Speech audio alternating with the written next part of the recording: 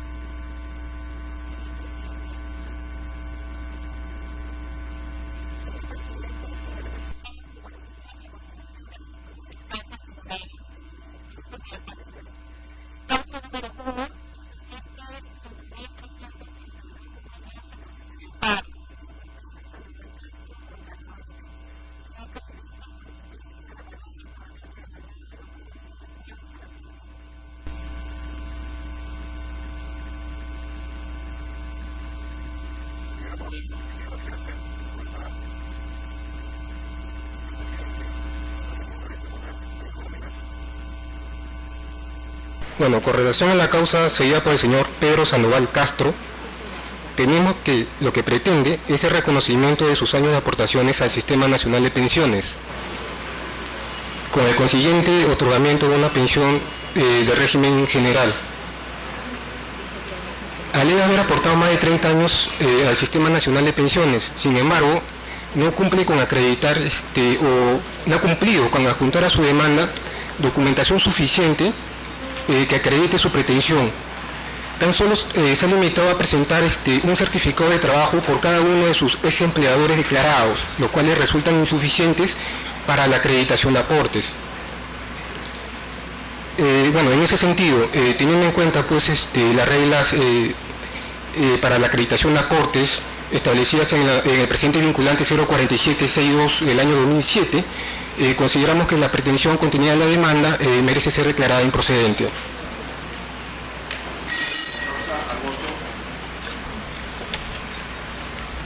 Causa número 7, expediente 5352-2011, proceso de amparo, seguido por Esteban Díaz Quispe contra la ONP.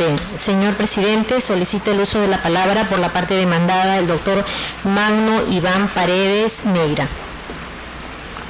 Señor abogado, puede hacer uso de la palabra. Gracias, señor presidente. Señor presidente, señores magistrados, el demandante pretende que se le reconozca 21 años de aportaciones para acceder a su pensión jubilatoria. Sin embargo, para el reconocimiento de aportes, no cumple con los requisitos establecidos en el presente vinculado del caso Tarazona, el expediente 4762 del 2007. El demandante señala que ha aportado para la residencia San Jorge desde el 16 de octubre del 61 al 1 de octubre del 62 y para ello adjunta un contrato de trabajo. Sin embargo, no adjunta una constancia de registros públicos donde acredite la representación de la parte firmante de este contrato de trabajo. Por lo tanto, en concordancia con la sentencia del Tribunal Constitucional 1393 del 2008, dichos aportes no deberían ser reconocidos. Asimismo, el demandante señala que ha laborado para la compañía hotelera El Perú desde el 16 de marzo del 63 al 30 de marzo del 69 y para ello también adjunta solo un contrato de trabajo. Sin embargo, en esta ocasión ni siquiera identifica al administrador de la parte firmante de este contrato de trabajo.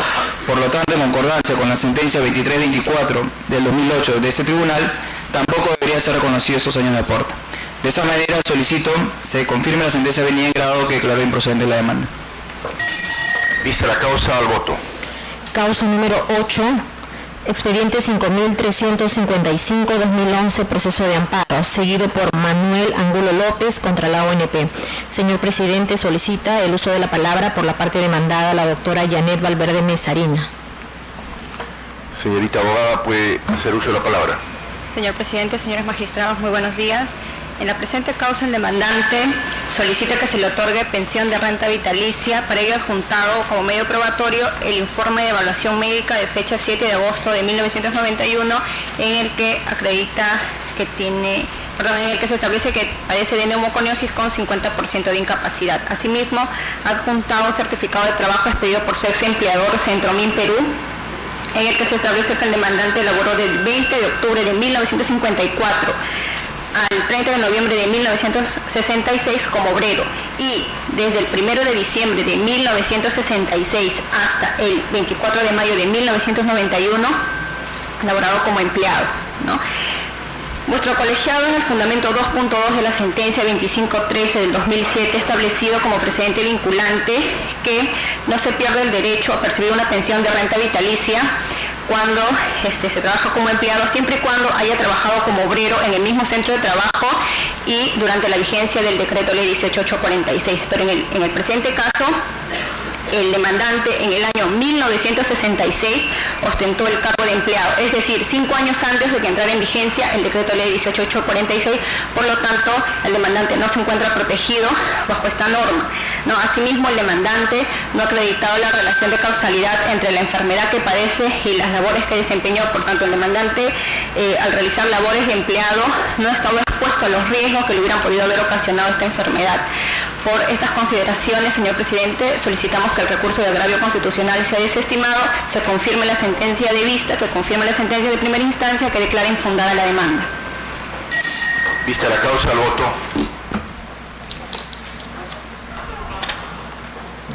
Causa número 9, expediente 5357-2011, proceso de cumplimiento, seguido por María Zuluaga Cornejo, viuda de Rodríguez, contra la ONP. Señor presidente, solicita el uso de la palabra por la parte demandada la doctora Claudia Gabriela Monzón Díaz, quien solicita acumulación para efectos de informe con las causas número 68 y 69. Y señor Para efectos magistrado. del informe oral se acumulan las causas. Sí, por favor. ¿Puede usted hacer uso de la palabra, señorita abogada? Gracias. Buenos días con todos.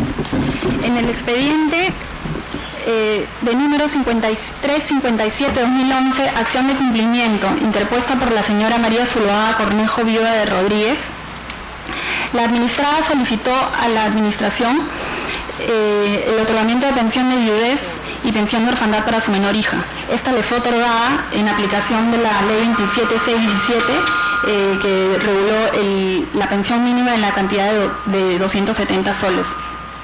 Sin embargo, en la ejecución de los hechos ha reclamado que no se viene ejecutando el acto administrativo por el cual se le otorgó pensión de viudez y de orfandad a su hija, debido a que está percibiendo 135 soles.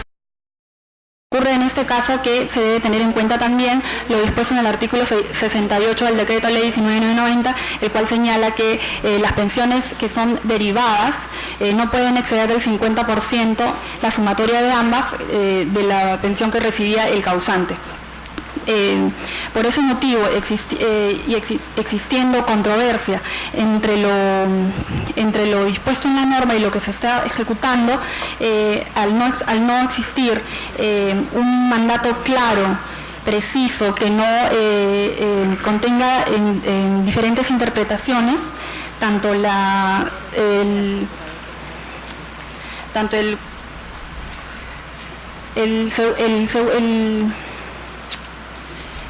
séptimo juzgado constitucional y la sexta sala civil declararon improcedente la acción de cumplimiento. Por tal motivo, solicitamos que se desestime el recurso de agravio constitucional y también se declare improcedente la demanda de cumplimiento.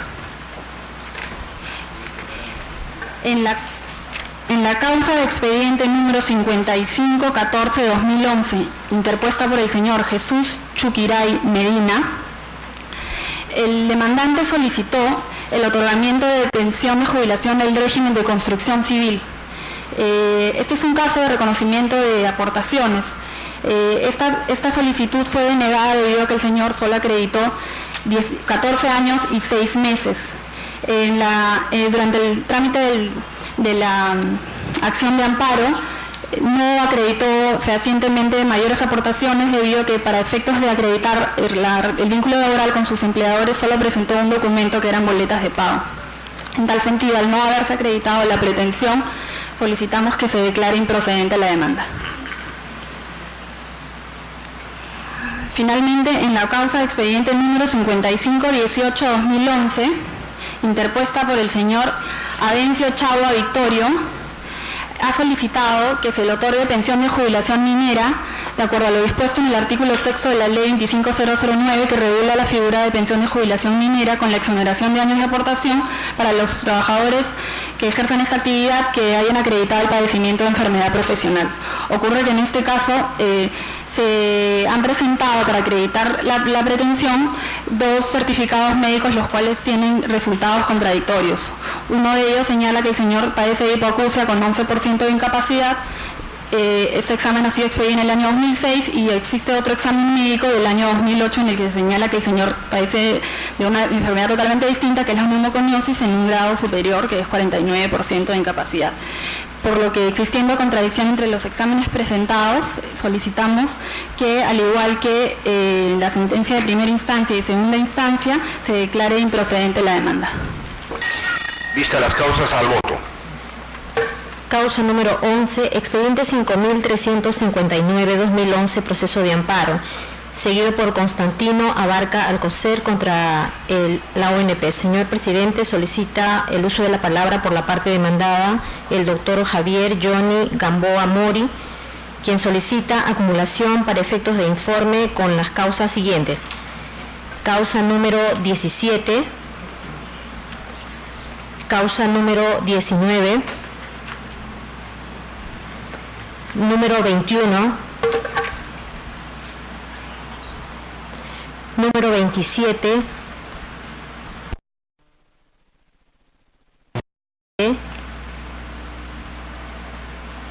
y número 61. Se acumulan las causas para efectos del informe oral. Señor abogado, ¿puede usted hacer uso de la palabra?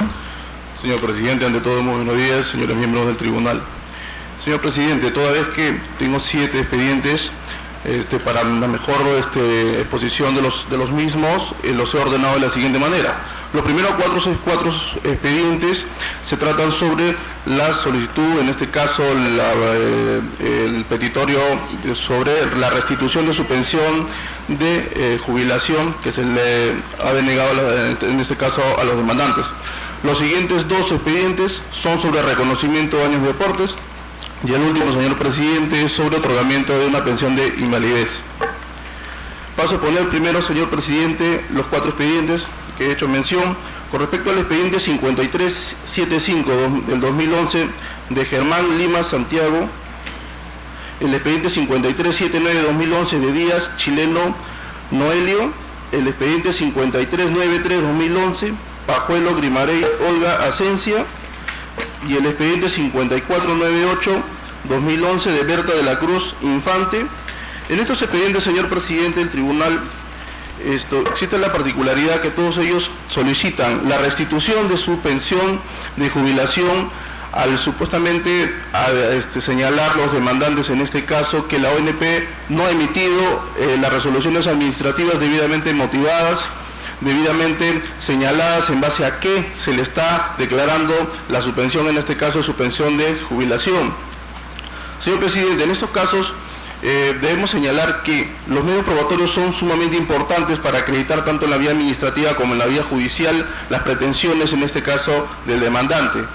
Ahora, si estos medios probatorios que se presentan en la demanda adolecen de irregularidades y a consecuencia de estos medios probatorios que presentaron en la Administración de Justicia se les otorgó una pensión de jubilación, posteriormente a la revisión de la administración que hace la ONP en los casos de irregularidades, se ha detectado, señor presidente, que estos medios probatorios que sirvieron para otorgarles la pensión de jubilación han sido irregulares, han sido de manera expuestas a la institución para acreditar años de aportación y en este caso sustentar sus años para otorgarles la pensión, lo cual, señor presidente, ya existe sentencias del Tribunal Constitucional en la cual establece que la institución, si señala como motivación la sentencia de terminación anticipada que se le implantó, en este caso se le impuso a Víctor Collantes, que era uno de los verificadores de las planillas, está debidamente sustentada la motivación, señor presidente, de los actos administrativos emitidos a consecuencia de estos medios probatorios irregulares. Entonces, señor presidente, debemos señalar que en estos casos existe motivación suficiente para que haya sido declarada la nulidad, en estos casos, de la pensión de jubilación que se les otorgó en aquel momento. En todo caso, señor presidente, en estos casos solicitamos a vuestro tribunal que se declare, confirme en este caso, infundada la demanda en esos 4 expedientes que acabo de señalar. Posteriormente, señor presidente, en los dos expedientes sobre reconocimiento de años de aportes, es el 5359-2011 de Constantino Abarca Alcócer, el expediente 5373-2011, Isidro Giraldo Elena. En estos expedientes, señor presidente, los demandantes presentan documentación en copia simple a su demanda, lo cual, señor presidente, no ha generado convicción al momento de calificar en el ente administrativo y posteriormente en el Poder Judicial. Obviamente, toda vez que carece de sustento, toda vez que no aparece la firma de la persona que suscribe las constancias, en este caso de certificados de trabajo. Y así también no está dentro de los parámetros establecidos en la sentencia 4762 del Tribunal Constitucional, que establece y señala los parámetros en los cuales debe sustentarse un medio probatorio para sustentar años de aportes. Por lo cual, señor presidente, en estos casos también solicitamos se declare infundada, en este caso, la demanda de los demandantes señalados.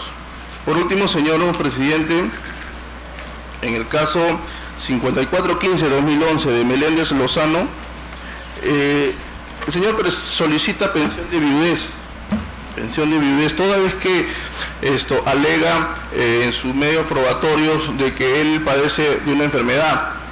Ahora bien, el certificado médico que presenta el señor presidente adolece de irregularidades toda vez que no concuerda las fechas que se han establecido en ese dictamen médico, con lo cual sostenemos que esto no es la vía adecuada, la vía de amparo para absolver en este caso esta litis, toda vez que no existe un estado probatorio en el proceso de amparo, por la cual solicitamos en este caso que se vea en la vía contenciosa administrativa que pueda o tener un poco más de puede existir la exposición de medios probatorios, obviamente, ¿no? En todo caso, señor presidente, en este caso solicitamos que se confirme la sentencia de sala que se declara improcedente de la demanda. Vistas las causas, al voto. Causa número 12, expediente 5362-2011, proceso de amparo, seguido por Lenin Castro Ramírez contra la ONP. Señor presidente, solicita el uso de la palabra por la parte demandada de la doctora Nair Vera Gibaja.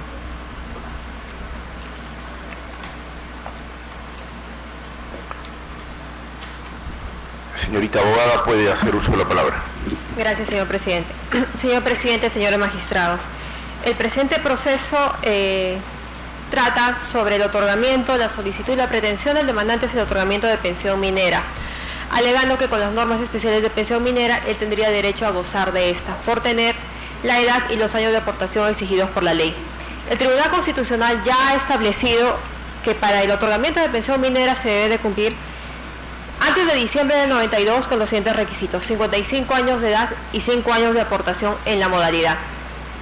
Y si fuera posterior a diciembre de 1992, esto es la aplicación del decreto ley 25967, se exigen 55 años de edad y 20 años de aportación. Perdón. Comencemos con el tema un poco más sencillo. Si el caso del señor le fuera aplicable el decreto ley 25967, se le exigirían los 55 años de edad, los cuales él satisface plenamente. Vayamos entonces a los años de aportación. Son 20 años de aportación que se le exige. En el presente caso ha quedado acreditado en autos y así también en la vía administrativa que el demandante únicamente tiene 11 años y 8 meses de aportación. No existe en autos ningún otro documento que haya sido adjuntado por la otra parte que acredite años suficientes que, sumados a los 11 años ya reconocidos, alcancen a los 20 años que exige la norma. En tal sentido, en este extremo no le correspondería la pensión de jubilación minera que solicita. Vayamos entonces al primer caso. La norma exigiría 55 años de edad y 5 años de aportación. Los 55 años de edad también lo satisface a esa fecha. La controversia surge con los 5 años de aportación. 5 años de aportación que deben ser efectuados en calidad de trabajador marítimo. Según los documentos que obran en el expediente administrativo glosado en autos y los documentos adjuntados por el demandante, el señor alega que con los certificados se acredita que fue guardián de lancha y marinero. Las actividades de guardián de lancha no están establecidas como actividad que amerite el otorgamiento de pensión minera. Debemos de tener en cuenta que el decreto ley 21952 y las normas posteriores que establecieron una reducción de edad para trabajadores de esta actividad tuvieron como fundamento el hecho de reducir la edad por cuanto las actividades marítimas, son las que corresponden a un trabajo mucho más esforzado. Entonces correspondía bajar la edad y dar un tema especial para los años de aportación. Es decir, se hablaba de los estibadores, los que cargan, descargan, desestibadores y aquellos todos que realizan la labor física respecto de estas actividades. En este caso, el guardián de lancha no está incluido dentro de esas actividades de carga, descarga, estibador ni desestibador. Finalmente, si vamos al tema de marinero, el marinero tampoco es aquel que tenga la calidad ni de estibador, ni de desestibador, ni de tarjador, ni de maniobrista que exige la norma expresamente y que detalla y clasifica tanto el reglamento de capitanía y actividades marítimas y fluviales como la ley 27866 y demás que complementan. Consiguientemente solicitamos que la sentencia venida en grado sea confirmada, se declare improcedente la misma hasta que por lo menos el demandante no adjunte nuevos medios probatorios que acrediten un mayor año de aportación o su actividad real dentro de la actividad minera. Consiguientemente se desestime el recurso venido en grado. Vista la causa, al voto. Causa número 13, expediente 5363-2011, proceso de amparo, seguido por Augusto Ambrosio Silvestre contra la ONP. Señor presidente, solicita el uso de la palabra a la doctora Nair Vera Gibaja por la parte demandada. ¿Puede usted hacer uso de la palabra, doctor? Señores magistrados, el presente caso es un caso en realidad que denota mucha menor complejidad. Es un caso de aplicación del decreto ley, de la ley 23908, donde el demandante pide la aplicación del artículo 1 y 4, es decir, que se ajuste su pensión a 3 sueldos mínimos vitales y la indexación es trimestral. El Tribunal Constitucional ya ha sentado un precedente vinculante en el cual establece que corresponde esta ley a aquellos asegurados y pensionistas que a diciembre del 92 hubieran tenido el derecho para hacerlo, ¿no? En este caso, al señor se le otorgó antes de diciembre del 92 una pensión inicial de 76.69 soles. Si se le aplicara la 23908, su pensión se vería reducida a 36 nuevos soles, que es consecuencia de multiplicar por 3 los 12 soles establecido al cambio, de acuerdo a lo que establece la norma. En tal sentido, la aplicación de la ley que él solicita le sería desfavorable, por lo que pedimos que se declare, que se confirme la venida en grado y se desestime el recurso de agravio constitucional. Vista la causa, al voto. Causa número 14, expediente 5366-2011, proceso de amparo, seguido por Antonio Rodríguez Jara contra la ONP. Señor presidente, solicita el uso de la palabra por la parte demandada el doctor Miguel Ángel Silva Bocanegra, quien solicita acumulación para efectos de informe con las causas siguientes. Número 25, causa número 33 y la causa número 35. Para efectos del informe oral se acumulan las causas. Señor abogado, ¿puede usted hacer uso de la palabra? Muy amable. Gracias, señor presidente. Señores magistrados, en el presente caso es sobre un bono de reconocimiento. Como todos sabemos, el bono de reconocimiento es un título valor que se otorga mediante el cual un trabajador incorporado al régimen pensionario del Estado se traslada al sistema privado de pensiones, para lo cual evidentemente se existe una compensación por los aportes efectuados. En el presente caso no se logra acreditar materialmente las aportaciones de los empleadores, tal es así que existen, digamos, bastantes deficiencias en sus aportaciones. El señor Antonio Rodríguez Jara se afilió a la AFP Profuturo y luego, después de haber estado afiliado a la AFP, se otorgó la libre desafiliación. Sin embargo, tenemos el caso de que, por exigencia de la ley, se contempla de que este bono de reconocimiento está establecido bajo el año 1992. En ese sentido, se requiere que debe haber efectuado aportes al IPS lo que antiguamente era el IPS, por dentro de 48 meses por el lapso de 10 años, cosa que no cumple el actor. En todo caso, solamente ha presentado un certificado de trabajo y esto no genera una convicción al juez, dado de que no hay mayor evidencia de valoración probatoria. Y por este caso, en todo caso, solicito que quede improcedente la demanda. Ahora, respecto al expediente 5390-2011, que trata sobre una pensión de viudez, no se acredita alcanzar los 20 años de aportación y solamente se ha logrado acreditar 9 años. En tal sentido, aplicando vuestro criterio de la sentencia del Tribunal Constitucional del expediente 4762-2007, el certificado de trabajo por sí solo no logra acreditar los años de aportes laborados. Por ejemplo, la actora acredita haber trabajado en la empresa Nicolini y Hermanos.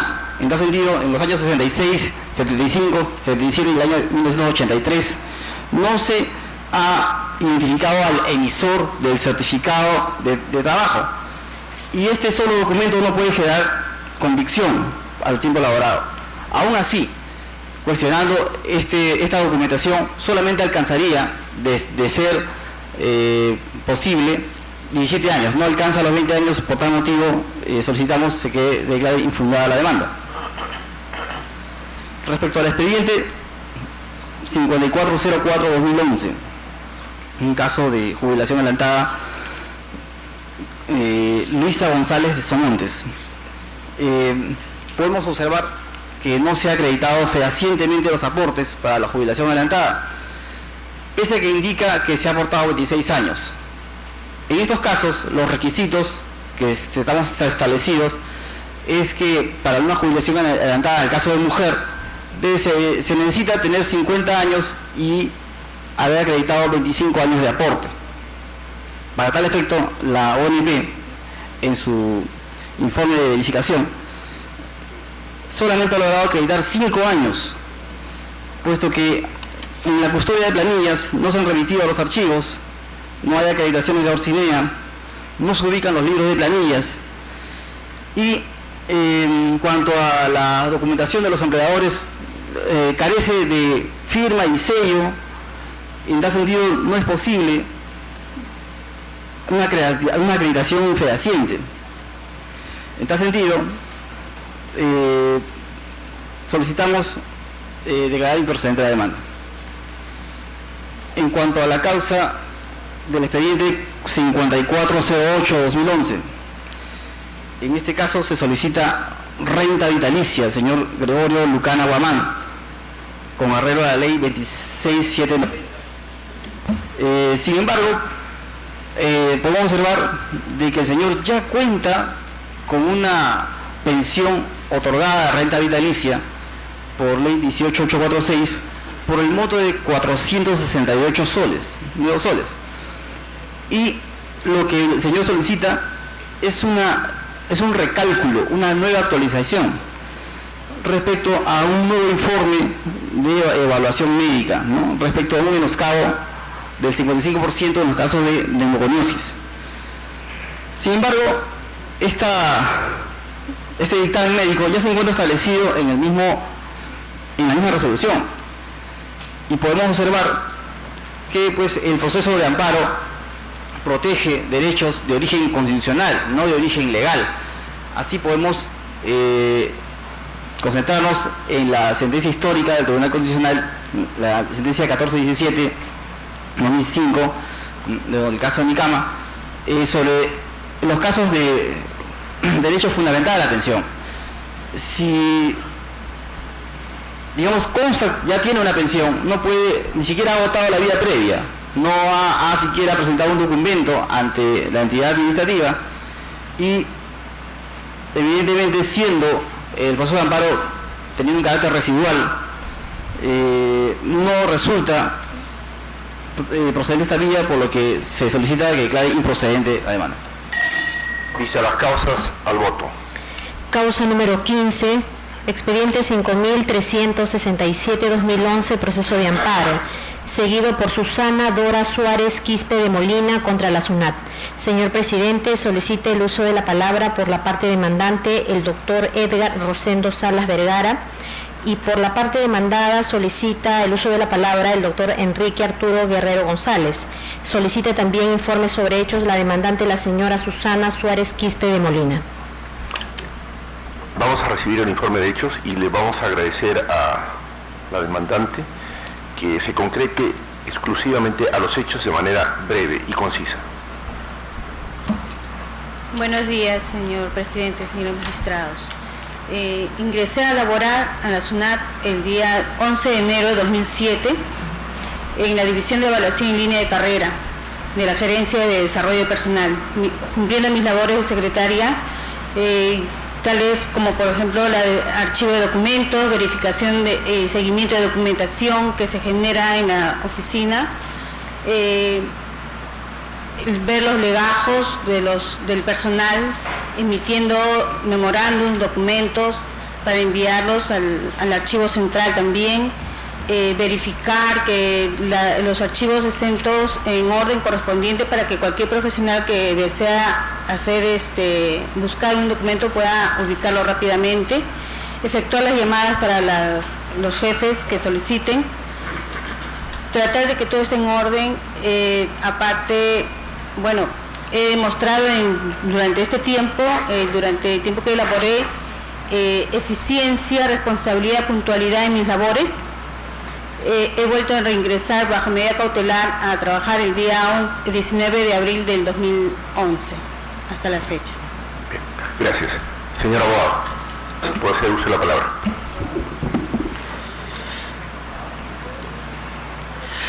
Ilustre señor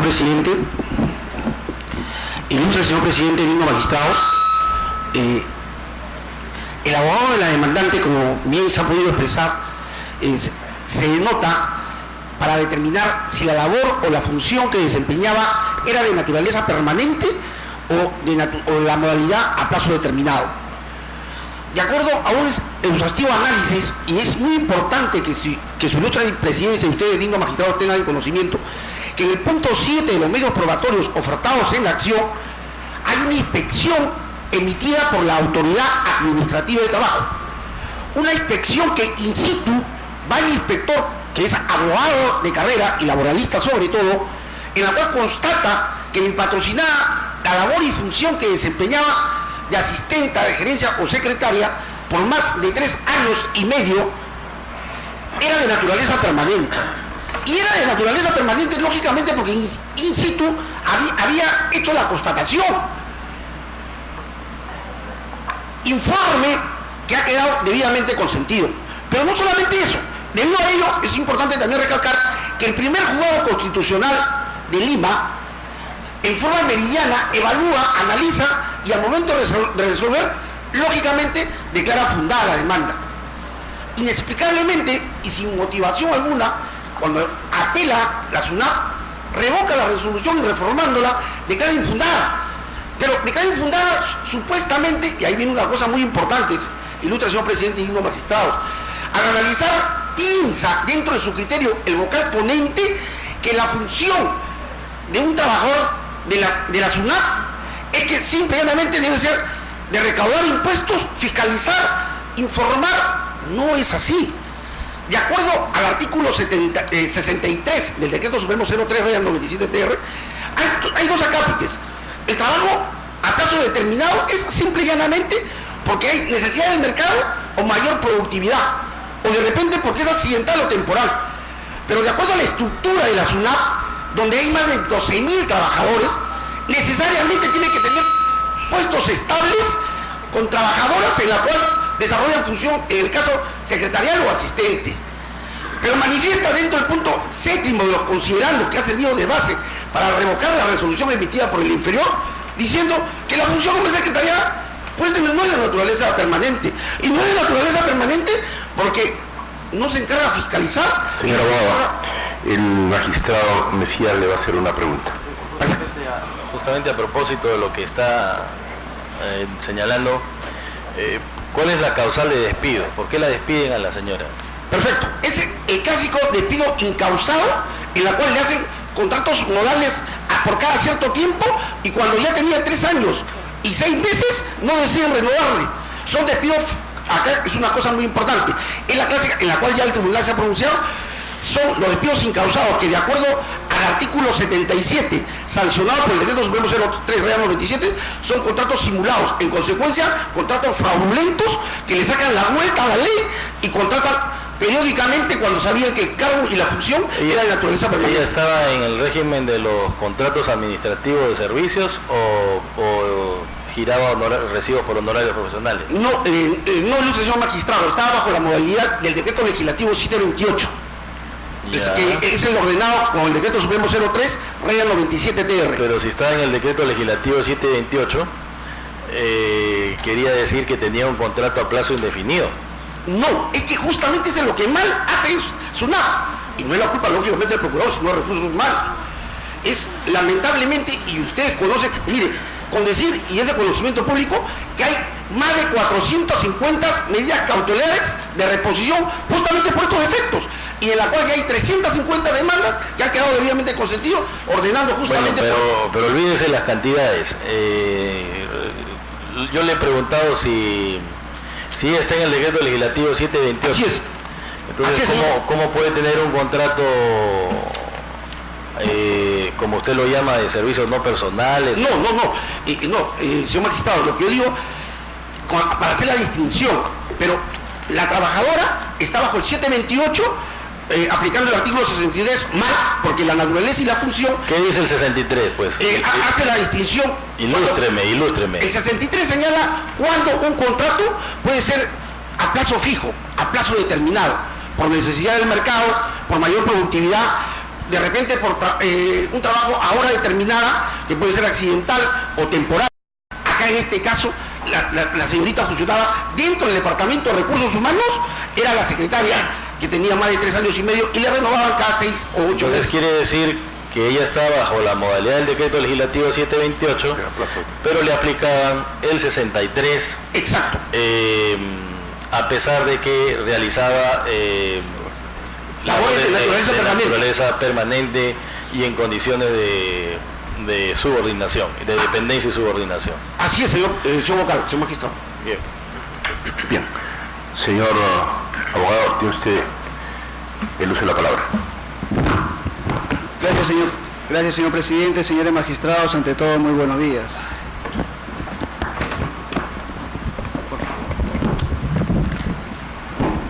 Gracias. Disculpen.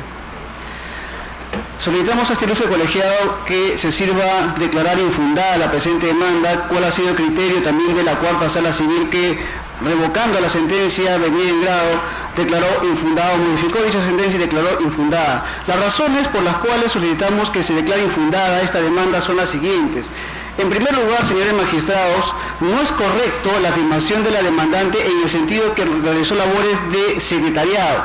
Conforme a su contrato de trabajo suscrito al amparo del artículo 63 de la Ley de Productividad y Competitividad Laboral, ella tenía 2 funciones específicas, ¿cuáles son? Actualizar la base de datos en línea correspondiente a los casos sociales y segundo, apoyar en la elaboración de documentos relacionados con el proyecto de implementación del modelo de gestión por competencia, es decir, adecuar los perfiles que establecía la Intendencia de Recursos Humanos. Conforme podemos advertir, estas 2 funciones no forman parte de la función específica o principal de la SUNAT, cuál es recaudar, administrar o tributos, regulado por el decreto legislativo 501 y su reglamento de organización y funciones aprobado por el decreto supremo 115/2002 EF. Es decir, señores magistrados, nos encontramos ante labores de naturaleza temporal o coyuntural y estas situaciones están previstas por el artículo 63 de la Ley de Productividad y Competitividad Laboral, que establece claramente que se puede contratar personal en la medida que el servicio sea temporal, en la medida que las funciones sean específicas, en la medida que el objeto sea específico y por lo tanto coyuntural. Estos requisitos que establece la ley, concordante con el artículo 53 de esta ley, han sido cumplidos específicamente por la SUNAT. Más aún, señores magistrados, la demandante sostiene, y en este caso también los venía sosteniendo el presidente de la audiencia, sostiene que realizó labores secretariales distintas a las previstas en su contrato. Sin embargo, señores magistrados, no obra en autos ninguna función ajena o distinta a la prevista en su contrato de trabajo. Menos aún en la demanda existe prueba alguna que evidencia que realizó labores distintas a la prevista en su contrato de trabajo. Por lo tanto, no podemos hablar de desnaturalización conforme ha venido sostenido la parte demandante.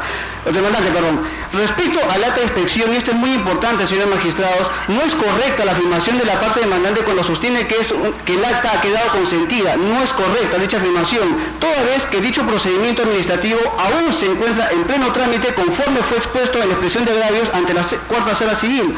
Y es más, señores magistrados, en la actualidad, el procedimiento inspectivo de trabajo que dio lugar el reclamo de la señora demandante ha sido declarado nulo por la resolución directoral 1113-2010 MTPE de fecha 21 de diciembre de 2010, es decir, está en plena tramitación. Por lo tanto, no estamos ante un acto firme. El acta de infracción, señores magistrados, conforme lo sabe el propio demandante, el acto de infracción constituye la etapa previa de un procedimiento sancionador, no es un acto administrativo, no es un acto firme, menos aún puede ser un acto consentido. En la medida que el procedimiento administrativo está en trámite, por cuanto la propia autoridad de trabajo ha declarado la ilegalidad de dicha acta de infracción, en la medida que existen vicios sustanciales que conforme la propia autoridad ha reconocido, no se puede hablar de que la demandante ha realizado labores permanentes. Por lo tanto, el doctor Mejía va a formular una pregunta. Gracias, señor presidente. Señor Procurador, la señora estaba contratada bajo el paraguas del artículo 63. Así es, señor magistrado. Según el artículo 63 del decreto legislativo 728, las contrataciones laborales en esa modalidad son por mayor productividad. Si usted me permite, ¿qué más? No, me permito aclarar. El artículo 63 regula el contrato por servicio u obra específica. Este artículo solamente establece que para la validez de este contrato se debe establecer cuál es el servicio o la obra específica. Eso es lo que ha constado en el presente contrato de trabajo. ¿Cuál era perdón? Un ratito. Orden, por favor. ¿Cuál era la labor específica que se le encargó a la señora? Están previstas en el propio contrato, pero me permito reiterar, señor magistrado. Sí. La labor era actualizar la base de datos en línea correspondiente a los casos sociales y segundo, apoyar en la elaboración de documentos realizados con el proyecto de implementación del modelo de gestión de competencias. Esas eran las únicas dos funciones que realizaba la demandante. ¿En qué consiste esta labor que usted llama de actualizar la base de datos en línea, algo así? Sí, correspondiente a los casos sociales. Es decir, ¿qué significa eso? Los reclamos, los procedimientos, había que hacer una base de datos respecto a los reclamos, el número de reclamos, a fin de que exista pues una data, se podría decir. ¿La señora es especialista en informática, algo así o no? No se requiere ser especialista en informática por contratar, no hay conocimientos especializados en informática, simplemente era llenar una base de datos, nada más. Hay que llenar la base de datos. Así es. Ya, esa base de datos contiene personas con... ¿En qué consiste esa base de datos? Bueno, reclamos. Temas de... como se refiere a casos sociales, estamos hablando de reclamos, hablamos de compensaciones, pero son temas que maneja más directamente la oficina, la Intendencia de Recursos Humanos. Ya, correcto. Y dígame una cosa, ¿ya no hay más reclamos en la zona? ¿Se acabaron los reclamos? No, sí los hay, señor magistrado, pero lo que pasa es que dependiendo del tipo de reclamos, estos casos, los reclamos no los resuelven las personas contratadas como el caso del demandante. No, claro que no, pero alguien tiene que llenar esos datos. Sí, es cierto, señor magistrado, pero... ¿Y entonces ya se acabaron los reclamos?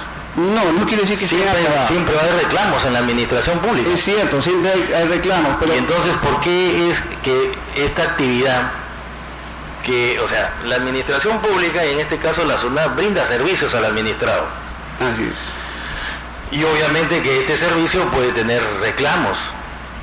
Y esos reclamos, la SUNAT ha visto por conveniente crear una base de datos donde pueda estar registrada. Y esa forma parte de la actividad permanente de los servicios que brinda la SUNAT. Bueno, entiendo de que siempre hay reclamos. Entonces, ¿por qué... bajo esa lógica también, digamos, puedo sacar a otras personas de otro lado, ¿no? ¿No cree usted? Sí, señor magistrado, puede ser ese criterio, pero en este caso, una función específica, y además, era, como el informe señala, era coyuntural, o sea, es cierto que la base de datos... ¿Por qué coyuntural? Porque se trataba de armar una base de datos, elaborar la base de datos. Entonces, en la medida que se elaboró esa base de datos, y en la medida que se hacía necesario el incremento temporal de algunos casos sociales, en este caso se contrató al demandante. Pero la base de datos hay que llenarla todos los días. Nunca se acaba esa labor.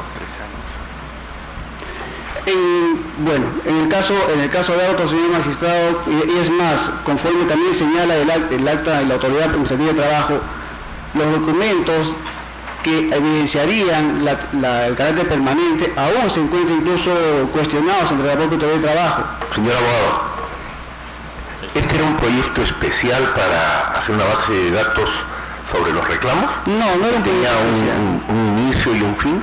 ¿Proyecto especial? No era un proyecto especial, era una situación temporal que se requería armar una base de datos. Temporal en la medida en que, digamos, ustedes le asignaron esa temporalidad, pero los reclamos son asuntos que tienen que atender no solamente la SUNAT, sino todas las entidades públicas.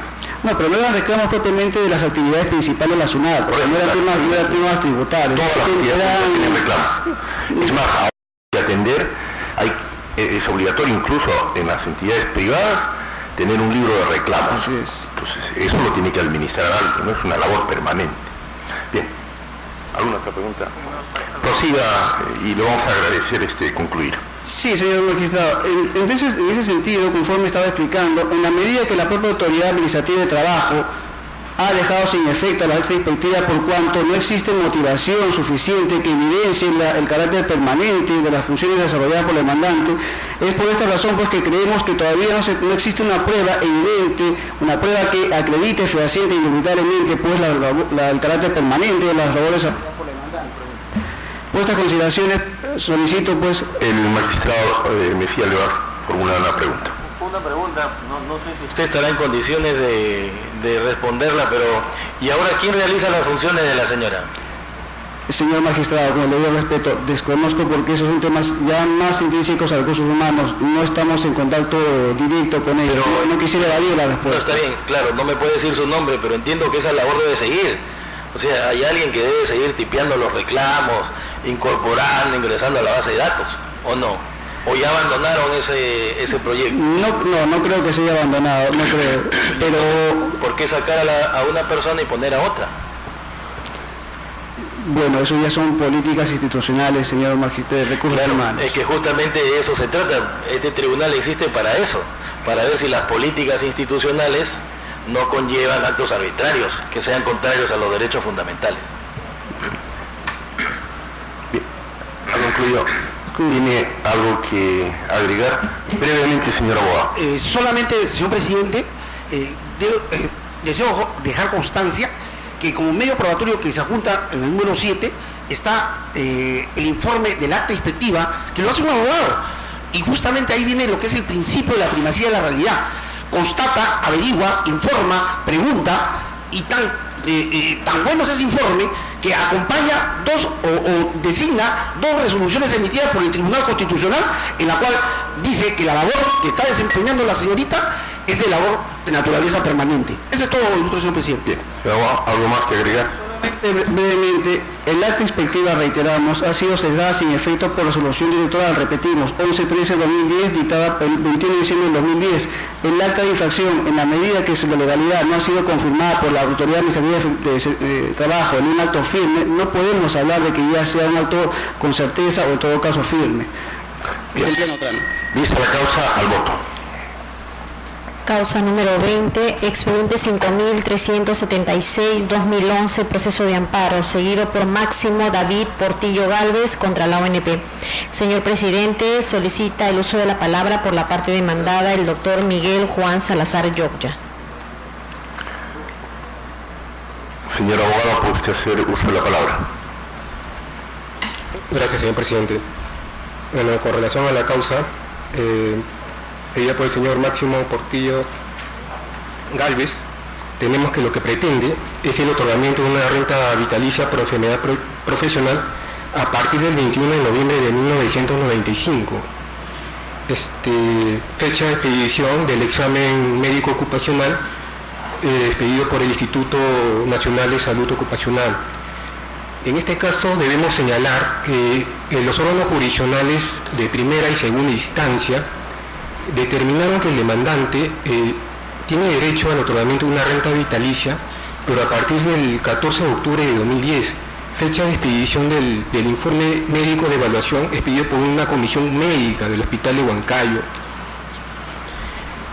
Asimismo, dichos órganos jurisdiccionales determinaron que el examen médico ocupacional no constituye valor o no tiene valor probatorio, por cuanto no ha sido expedido por una comisión médica. En tal sentido, señor presidente, consideramos que los argumentos vertidos en el recurso de agravio constitucional deben ser desestimados. Vista la causa, al voto. Causa número 23, expediente 5384-2011, proceso de amparo, seguido por Rosa Díaz Davino contra la ONP. Señor presidente, solicita el uso de la palabra por la parte demandada el doctor Ronnie Saavedra Victoria, quien solicita acumulación para efectos de informe con las causas siguientes. Causa número 28, número 39 y causa número 66. 66. Para efectos del informe oral se acumulan las causas. Señor abogado, ¿puede hacer uso de la palabra? Señor presidente, señor magistrado. La presente causa, la 5384-2011, la demandante solicita el otorgamiento de pensión de jubilación bajo régimen especial. Es decir, manifiesta haber acreditado 5 años de aportaciones, pero a revisar en autos y en el expediente administrativo se verificó que solamente acreditó 4 años y 5 meses de aportaciones. Por lo tanto, adjuntó una declaración jurada, así como una constancia de inscripción de Orcinea y una constancia, su carnet de seguro social para acreditar los periodos de aportación del año 1950 hasta 1955 para su empleador Masiliano Calderón. Estos instrumentales no constituyen medios idóneos probatorios para sustentar las aportaciones, por cuanto no se encuentran en autos ni en el expediente administrativo documentos como certificado de trabajo, la liquidación de la hoja de liquidación de tiempo de servicio y o la vuelta de pago para poder determinar el periodo de aportaciones para dicho empleador. Es en ese sentido que en segunda instancia la sala decidió revocar la sentencia de primera instancia de declarando infundada la demanda, por señalar que los dichos instrumentos por sí solos no constituyen pruebas suficientes para acreditar daño de aportaciones. Además, que al realizarse la verificación del informe de planillas inubicables se constató que la dirección señalada por la demandante se corroboró que no existe el mencionado empleador. La siguiente causa, la 5394-11, el demandante solicita el reconocimiento de 20 años de aportaciones y por lo tanto se le otorga pensión de jubilación normal, ¿no? Para ello, adjunta una constancia de inscripción de la Caja Nacional de Seguro Social, asimismo, la copia de la revisión del certificado de trabajo y una declaración jurada. Pero cabe resaltar que la constancia de inscripción señala la fecha de ingreso el 24 de marzo de 1952, muy contrario al certificado de trabajo y la declaración jurada, por cuanto en ello señala que laboró en el año 1943 hasta 1966 para el empleador en negociación agrícola Jequetepeque. Sin embargo, a revisar tanto en autos como el expediente administrativo no habrá documentos para acreditar los periodos de aportaciones. Por lo tanto, en segunda instancia confirmó la sentencia de primera instancia que era infundada, por cuanto a revisar las verificaciones en informe de planillas de foja 67 a foja 70 del expediente administrativo se determinó que no existen documentos con la cual se puede determinar los periodos de aportaciones, como también a realizar la verificación de planillas del periodo ya mencionado, no se constató que el señor laboró para tal empleador. Seguidamente, con la causa 5435-2011, el demandante solicita se le restituya la pensión de invalidez. Sin embargo, en autos hay ahora 3 certificados médicos, además con diagnósticos diferentes. En ese sentido, nuestro tribunal ya se ha producido en reiteradas oportunidades manifestando que al carecer de la acción de la etapa probatoria, estos se deben ventilar en una etapa ordinaria donde se pueda valorar y determinar con certeza si efectivamente el demandante cuenta de un grado de invalidez, ¿no? La siguiente causa es 55-11-2011. El demandante solicita se le restituya su pensión de jubilación adelantada, por cuanto manifiesta haber cumplido 30 años de aportaciones. En este caso, el demandante señala que la resolución administrativa no se encuentra debidamente motivada, por cuanto a veces realizado verificaciones posteriores, se acreditó que si en un principio se le otorgó la pensión, estas fueron otorgadas por funcionarios que han sido denunciados en la provincia de Huara por el delito de falsificación y adulteración de documentos en agravio del Estado, en este caso la ONP. Y como nuestra sala en anteriores oportunidades se ha pronunciado, estos documentos no acreditan certeza y validez para acreditar los periodos de aportaciones. Es por estas razones que las 4 causas que acabo de mencionar debe ser desestimada el recurso de grado constitucional y por lo tanto vuestra sala debe confirmar la sentencia de venida en segunda instancia. Gracias. Vistas las causas, al voto. Causa número 24, expediente 5389-2011, proceso de amparo, seguido por Blanca Esther Guzmán Atarama contra el Gobierno Regional de Piura. Señor presidente, solicita el uso de la palabra por la parte demandante el doctor Alejandro Francisco Monteverde Alba. Señor abogado, puede hacer uso de la palabra. Señor presidente, señores magistrados, viene ante este Supremo Tribunal Constitucional este expediente que se trata de una madre trabajadora despedida dentro de los 90 días después de la gestación, sobre pretexto de una interpretación de que era trabajadora CAS. Eso es cierto, pero es una trabajadora CAS que entra por un concurso y durante año 9 meses se le fue renovando el contrato. El último contrato vencía el día 19 de diciembre del 2010. Al vencerse el 19 de diciembre del 2010 y con conocimiento del Gobierno Regional de Piura, se le concede la licencia de maternidad a partir del 20 de diciembre. Pero ¿qué resulta?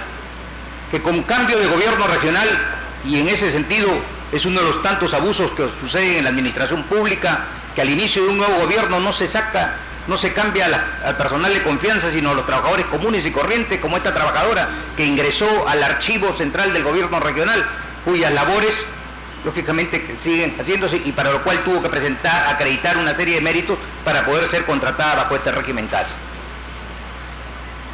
Si vamos a ir a la figura del régimen CAS, indudablemente el tribunal se ha pronunciado ya sobre que esto termina con el contrato de trabajo, que lo que señala, la fecha que señala el contrato de trabajo. Pero acá se trata de una madre trabajadora, la cual el día 3 de enero se acerca al gobierno regional y aparece que está en una lista en la cual ya no se le va a renovar el contrato. Ni siquiera se le da un aviso, sino hay una lista en la cual ya no se le va a renovar. Ella da a luz a los 2 días, es decir, el 5 de enero. Ante esta situación y ante que tenía que cobrar su derecho pre y postnatal, se da con la sorpresa que ella ya no había sido considerada trabajadora. Incluso eso consta como uno de los medios probatorios pertinentes que se han presentado en el expediente y que la SUNAT dice pues que no está reconocida como trabajadora. Pero ¿cuál es la solución que le da el gobierno regional? Hacerle un contrato, ¿no?, del 3 de enero al 19 de marzo. Y el 19 de marzo que se presenta, lógicamente no es autorizada a ingresar a su centro de trabajo, siendo despedida dentro de los 90 días. Aquí surge una figura.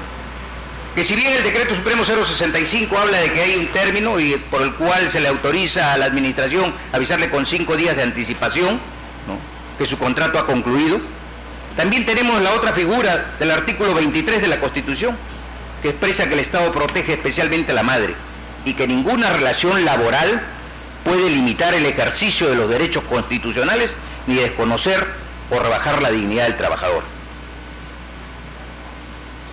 Y esto lo dice el mismo Tribunal Constitucional en una sentencia 206 del 2005, en el fundamento 15, en el cual dice que se precisa que se respetan los siguientes principios: interpretación favorable al trabajador en caso de duda insalvable sobre el sentido de una norma.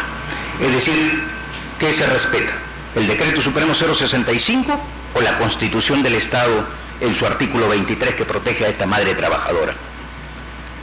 Ahora, aquí hay un abuso del derecho, y efectivamente, como se ha demostrado en una de las causas anteriores, ¿no?, ese trabajo de auxiliar de archivo se mantiene en el gobierno regional, pero lógicamente hay que cambiarla porque es un nuevo gobierno y como aprovechando de ese artículo del CAS que está autorizado, se va pues a este abuso del derecho, y más tratándose de una madre trabajadora. Y una madre trabajadora que también hace uso de su derecho sindical, quizás tratando de protegerse en el trabajo, porque se afilia a un sindicato del gobierno regional. Y en ese sentido, tenemos pues nosotros que acá se está violando sus derechos constitucionales como madre trabajadora, al no permitirse que siga laborando e incluso haber sido despedida dentro de los 90 días posteriores al parto. En ese sentido, señores magistrados... Sí. Señor abogado, el doctor Fernando Calle le va a formular una pregunta. Gracias, presidente, con vuestra venia. Doctor, a ver, ¿en qué sentido, dentro de la interpretación que usted está haciendo, tenemos un plazo de enero, de ahí se da otro paso hasta marzo? Dos contratos, ¿le renuevan el contrato entonces del CAS? Sí, efectivamente le renuevan para que pueda hacer uso del seguro social, que se lo habían quitado. Entonces, ¿por qué? Porque no tiene derecho a la lactancia, ¿no? Y no tiene, al haber retirada de la planilla, ya no figura. Entonces, para subsanar, le hacen un contrato a partir un contrato posterior incluso, del 3 de enero al 19 de marzo. Pero aún dentro del 19 de marzo no se cumplen los 90 días que tiene derecho a descanso. Entendiendo el CAS, que es una realidad y que hay una sentencia también del tribunal, ¿dónde estaría la violación constitucional interpretable? En la segunda instancia, porque consideran que este tipo de reclamaciones, ¿no?, de los empleados públicos, de tal reposición, debe hacerlo en el contencioso administrativo. Pero también es cierto de que los servidores públicos, ante la violación de derechos sindicales, y lo han dicho ya el Tribunal Constitucional en algunas de sus sentencias, el derecho sindical, el derecho al descanso pre y postnatal, la protección a la madre trabajadora, se deben ver en acción de amparo. La señora madre, que es su patrocinada, estaba sindicalizada, era dirigente sindical. Se había afiliado al sindicato progresista del gobierno regional de Piura. ¿Era dirigente? No, no era dirigente. Pero estaba sindicalizada. Se había sindicalizado. Antes de que le corte. Antes del plazo. Bueno, concréteme entonces usted la violación a la norma. Bueno, la violación es al artículo 23 de la Constitución del Estado, porque no hay una protección a la madre trabajadora. Y porque también en el distingo de la norma, entre la Constitución y el Decreto Supremo 065, yo creo que los señores magistrados tienen que preferir, desde luego, a la Constitución del Estado. Gracias, presidente. Gracias. En ese sentido, vista la causa, al voto. Causa número 26, expediente 5391-2011, proceso de habeas corpus, seguido por William Castillo Bardales contra la fiscal de la Primera Fiscalía Provincial Mixta de Yarinacocha, Ucayali. Señor presidente, solicita el uso de la palabra por la parte demandada la doctora Lucía de Jesús Guamán Tiza por la Procuraduría Pública del Ministerio Público. Señorita abogada, puede hacer uso de la palabra. Gracias, señor presidente. En el presente caso, el demandante alega que la fiscal demandada estaría vulnerando el principio del no bis in idem, por cuanto en el caso 216-2008, que se le habría abierto investigación por la presunta comisión del delito de violación sexual contra una menor de edad había sido archivado y posteriormente en el año 2011 se había abierto por los mismos hechos. En principio cabe precisar que en el presente caso, si bien es cierto una resolución de la Fiscalía no tiene la calidad de cosa juzgada, se ha establecido que tiene seguridad jurídica cuando el fiscal archiva si el hecho no constituye delito, por cuanto en este caso tiene el carácter inamovible. Diferente es el caso cuando el fiscal archiva porque hay insuficiencia de pruebas. En este caso, ante nuevos elementos probatorios, el fiscal puede volver a abrir investigación en caso sea relevante la investigación para poder acreditar la comisión de un hecho delictuoso. Este es el supuesto que se ha dado en el presente caso. Por cuanto en el primer caso, el caso 216-2008, en la cual se archiva la denuncia penal contra el favorecido, solamente está centrado en hechos que ocurrieron en el año de noviembre de 2007, mientras que en el nuevo caso, en el caso 546-2011, se centra hechos ocurridos tanto en el año 2006, 2007, 2008, sino también delitos distintos, por cuanto en el primer caso solamente se centra de una menor de edad, y en el presente caso también es la tentativa de violación sexual, incluyendo 9 elementos probatorios como son la declaración referencial de la menor de edad, así como la declaración de la madre de la agraviada y de la menor Zulán Stephanie Tenazoa Marina, entre otros. Inclusive se acumulan también los delitos de falsedad genérica y falsedad procesal. De esta forma no habría identidad en cuanto a los hechos y en cuanto a los delitos, por lo que no hay vulneración al principio no bis in idem, sumado al hecho de que el Ministerio Público tiene el carácter postulatorio requiriente que no vulnera de manera directa la libertad individual del favorecido. Por lo expuesto, solicito se conforme a la sentencia de vista y se declare improcedente la demanda de habeas corpus. Vista la causa, al voto. Causa número 29, expediente 5396-2011, proceso de amparo, seguido por Seferino José Villagómez Canales contra la ONP. Señor presidente, solicita el uso de la palabra por la parte demandada la doctora Gina Salazar Lozano. Señorita abogada, puede hacer uso de la palabra. Señor presidente, señores magistrados, con su venia, en el presente proceso, el demandante está solicitando el otorgamiento de una pensión de renta vitalicia en base al decreto ley 18846, para lo cual adjunta como medio probatorio un certificado expedido por una comisión médica del Hospital de Apoyo de la provincia de Palpa, en el cual señala que padece de neumoconiosis e hipoacusia, teniendo un grado de incapacidad del 71%. En este contexto, primero debemos analizar dos aspectos. Si la discapacidad que alega está debidamente acreditada por este certificado de discapacidad y si existe algún nexo causal entre sus actividades y la enfermedad que se le imputa. El caso es que este demandante laboró como chofer y mecánico en Mina, en Centromin y también para Graña y Montero, cesando el año 86.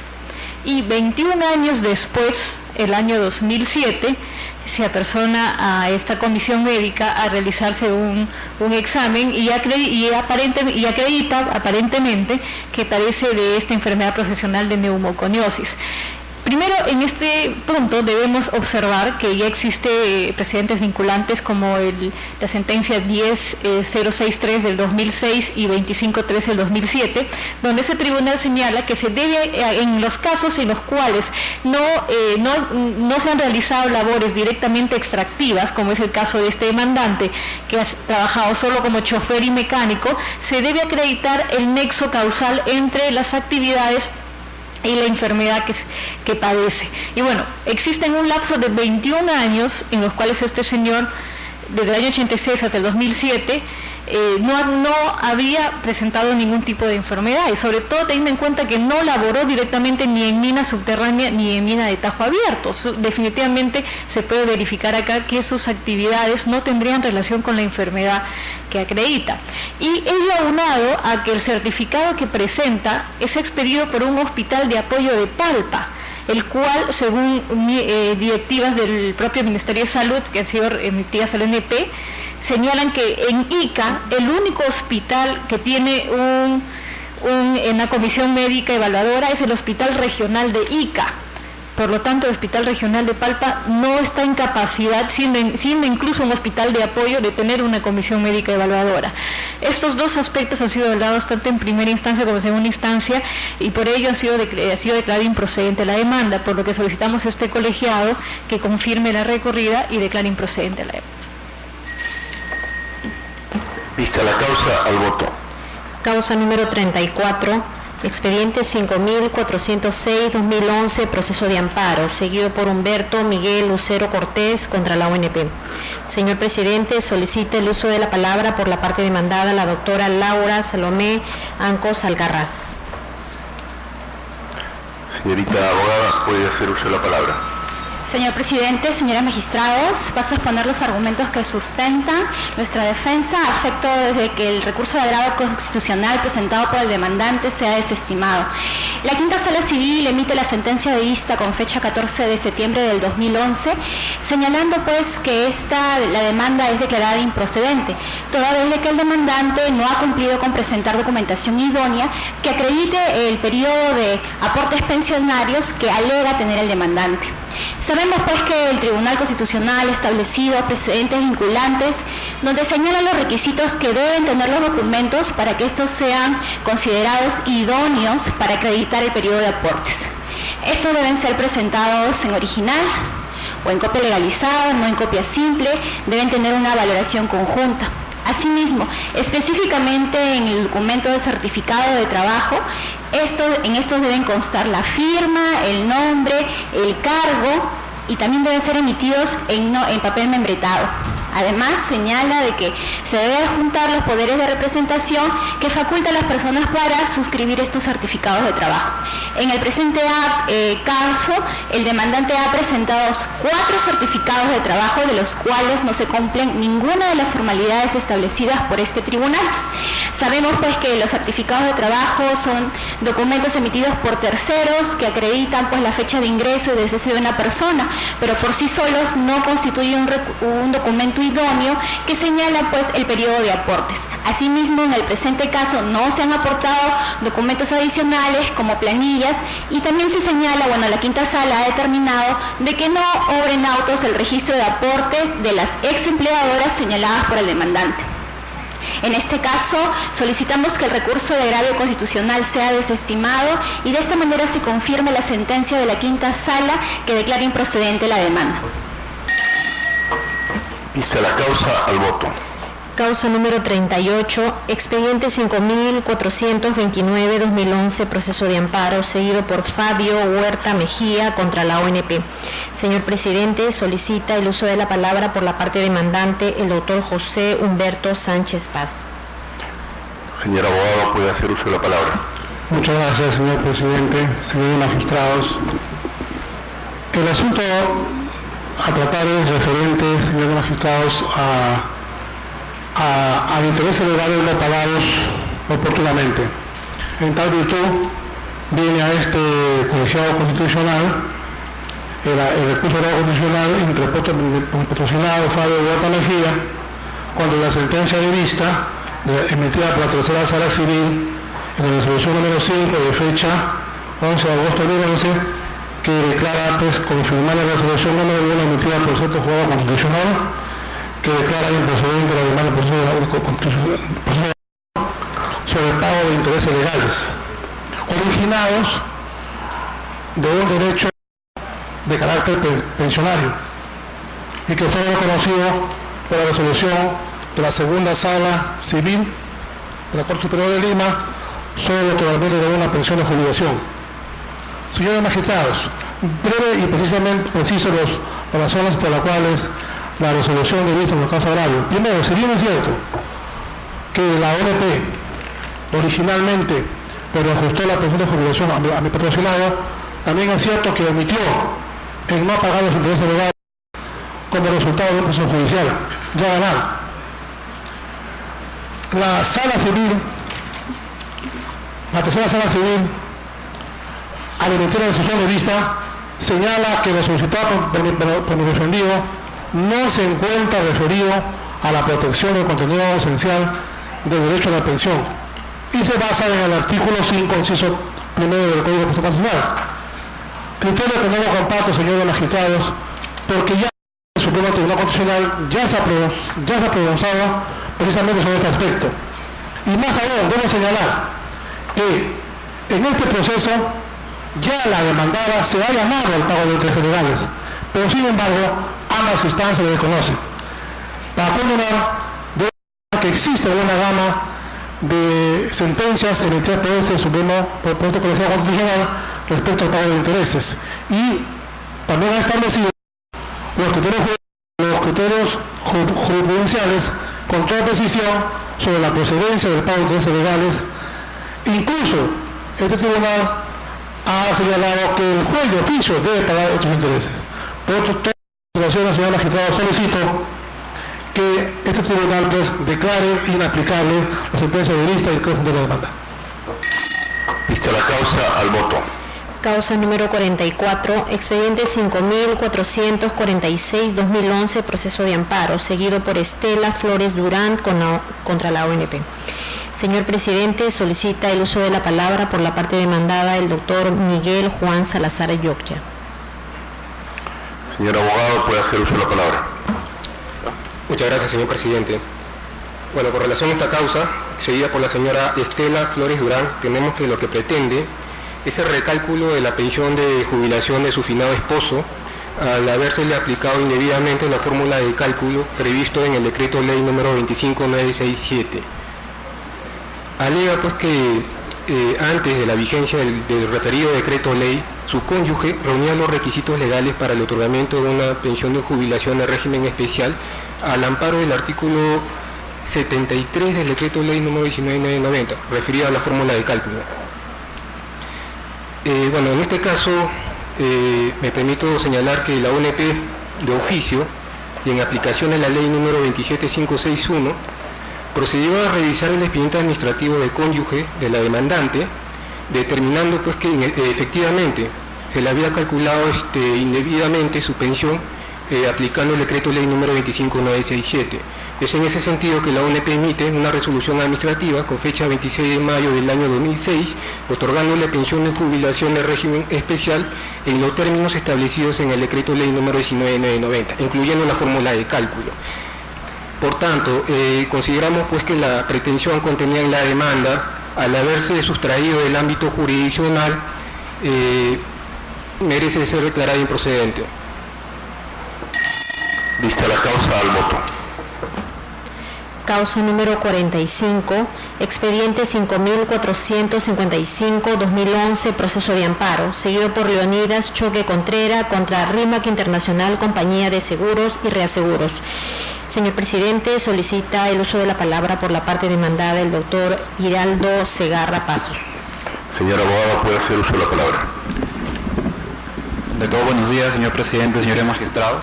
Vengo en representación de RIMAC Internacional, Compañía de Seguros y Reaseguros, a fin de solicitarles sencillamente desestimar el recurso de agravio constitucional presentado por el señor Leonidas Choque Contreras, en virtud de los siguientes fundamentos. El petitorio del demandante es obtener una pensión de renta vitalicia por enfermedad profesional, para lo cual adjunta un informe médico emitido por Salud en el cual se señala que tiene un menoscabo del 60%. Al contestar la demanda, mi representada RIMAC adjunta a su vez un examen médico emitido por una comisión evaluadora de EPS, en el cual señala que el demandante, el señor Choque, no se encuentra enfermo y tiene un menoscabo del 32%. En ese sentido, al existir evidente contradicción entre los medios probatorios aportados por las partes y en virtud de los diversos pronunciamientos del Tribunal Constitucional y del Poder Judicial que señalan que al existir contradicción en los procesos de amparo por renta vitalicia entre los certificados médicos emitidos por las partes, se deberá declarar improcedente la demanda, puesto que el proceso de amparo no cuenta con etapa probatoria. Vista la causa, al voto. Causa número 56, expediente 5482-2011, proceso de amparo, seguido por la Comisión Nacional Supervisora de Empresas y Valores, CONACEP, contra la Sexta Sala Civil de la Corte Superior de Justicia de Lima y otros. Señor presidente, solicita el uso de la palabra por la parte demandante el doctor Raúl Chumacero Gallo, por la parte demandada el doctor Rolando Mercado Herrera por la Procuraduría Pública del Poder Judicial, y solicita también el uso de la palabra el litis consorte necesario, el doctor Leonardo Salazar Galvez, y también el recurrente, el litis consorte necesario, el titular, el señor Víctor Daniel Quevedo Castro. Solicita informes sobre hechos. Bien. Señor abogado, puede ser uso de la palabra. Señor presidente, señores tribunos, motiva la presencia del representante del Estado en esta vista el recurso extraordinario que interpone contra la sentencia dictada contra directamente la resolución de la Quinta Sala Civil de la Corte Superior de fecha 4 de octubre del año 2012, que confirmando directamente la resolución del 10º Juzgado Constitucional de fecha 10 de junio del año 2011, ha declarado fundada directamente la excepción de prescripción y nulo todo actuado. El recurso extraordinario que trae la parte a quien represento se sustenta en que prácticamente ha habido error directamente tanto en la sentencia de primer grado y de segundo grado al directamente pronunciarse sobre esta excepción, que es la parte directamente preliminar. Consideramos directamente que existe error por cuanto el decurso del plazo de prescripción se ha hecho directamente de modo directamente antojadizo e indebido, tomando directamente como punto de partida directamente dos resoluciones de manera aislada, una resolución que se dicta el año 2002 y una resolución que se dicta el año 2004, señalando directamente que al interponer la demanda mi representada del año 2008, directamente ha operado el decurso del plazo directamente de prescripción. Consideramos errónea esta apreciación por cuanto el plazo opera cuando se puede ejercer debidamente directamente una acción, o sea, ejercitar. Mientras ello no ocurra, mientras exista la imposibilidad, no es posible. Existen directamente en el artículo 44 reglas de excepción que permiten directamente, que no valoran la titularidad, sino directamente la afectación orientada a la actuación del juez, que señala prácticamente en actos del juez continuados. Una de las excepciones es la prevista en el inciso 3, que dice que prácticamente lo siguiente, en cuanto se refiere directamente a actos continuados, que directamente se tiene en cuenta directamente las actuaciones del juez. En este caso se han emitido varias actuaciones, y la última directamente, que aún no ha culminado, directamente se ha emitido directamente en octubre del año 2011, o sea que directamente se trata, digamos, han habido cuatro actuaciones: acumulación de años de servicio, incorporación al régimen de pensiones de 530, acumulación de años de servicio y pensión nivelada, y declaración directamente, fijación de una pensión de cesantía directamente de vengados que recién se ha fijado y que nosotros estamos impugnando. O sea que son actos continuados directamente, actuaciones de la juez, en la cual nosotros en una acción de amparo no hemos podido hacer directamente uso directamente de mayores recursos por la sumariedad de este procedimiento. Consideramos directamente que es lamentable el error que comete también el juzgado directamente de primer grado al directamente invocar directamente el principio de iura no iura para directamente de una prescripción directamente que no ha sido invocada por la parte, digamos, demandante, que prácticamente afecta directamente de nulidad directamente toda vez que directamente la prescripción no puede ser invocada por un juez de oficio, como lo ha hecho porque existe la prohibición expresa del artículo 1992. Finalmente, debo señalar que directamente el fondo merece directamente examinar el fondo directamente de la acción de amparo contra amparo. ¿Por qué? Porque directamente con motivo de estas resoluciones estimatorias de segundo grado se ha producido violación de derechos constitucionales como la violación al debido proceso y la tutela jurisdiccional, que se ven materializados en actuaciones concretas de acumular indebidamente años de servicio del régimen privado con el régimen público, violando precedentes vinculantes de este tribunal. Se ha declarado directamente una pensión nivelada e innivelable a un servidor del Poder, que es un del Poder Judicial, un perito del Poder Judicial. Se ha pretendido acallar esta posibilidad directamente de defensa de mi representada, rechazando por 5 veces la demanda del Poder Judicial, y ahora el juzgado ha pretendido directamente refugiarse en esta acción, en esta directamente excepción, para rechazar la demanda y directamente pretender que no se directamente examine. Ha habido violación del orden constitucional toda vez que se han violado precedentes vinculantes, y no solo eso, sino se ha violado la tercera disposición transitoria general de la Constitución, que prohíbe la acumulación de años de servicio de la 2530, digamos, del régimen privado con el régimen público, y también el artículo 14 del régimen de pensiones del directamente alejado, directamente, prácticamente, digamos, eso. Consideramos que en este caso directamente es aplicable directamente la revisión sobre el fondo, porque directamente no la cosa juzgada directamente constitucional. Nos remitimos al fundamento 70 directamente de la sentencia constitucional, y solicitamos directamente se examine directamente el fondo directamente del asunto y se declare directamente se ordene directamente que el Poder Judicial la inmediata aplicación de los efectos de los precedentes vinculantes obligatorios del Tribunal Constitucional, y en tanto la sentencia material se rechace directamente. Vamos a escuchar al abogado de la defensa, la parte contraria. Señor abogado, gracias, señor presidente. En relación a la exposición que ha hecho el Procurador Público de la CONACEP, hay que hacer ciertas precisiones porque no se ajustan a la realidad de los hechos. Permítame, señor presidente, señor magistrado, hacer una brevísima exposición acerca de la forma como mi patrocinado, el litisconsorte, el señor Víctor Daniel Quevedo Castro, se acogió a este régimen de pensiones.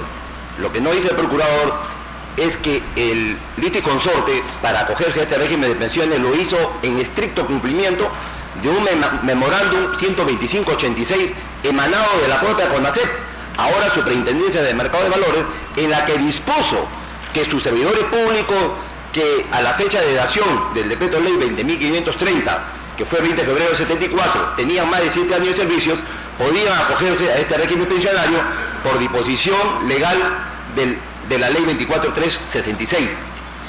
Bajo este entendido, señor, de este memorando, el señor litisconsorte hizo el trámite administrativo en forma transparente.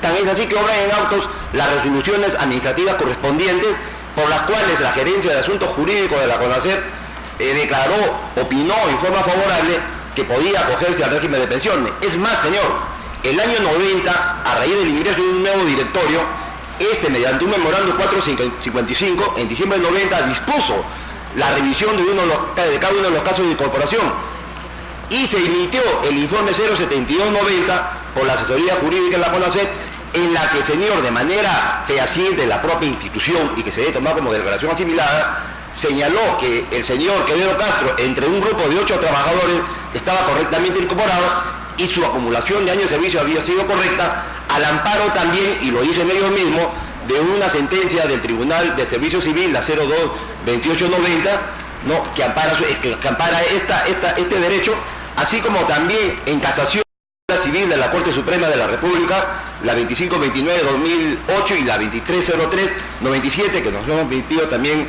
acompañar. Todo este conjunto normativo y administrativo es el que ampara el derecho del señor a estar acogido a este régimen pensionario.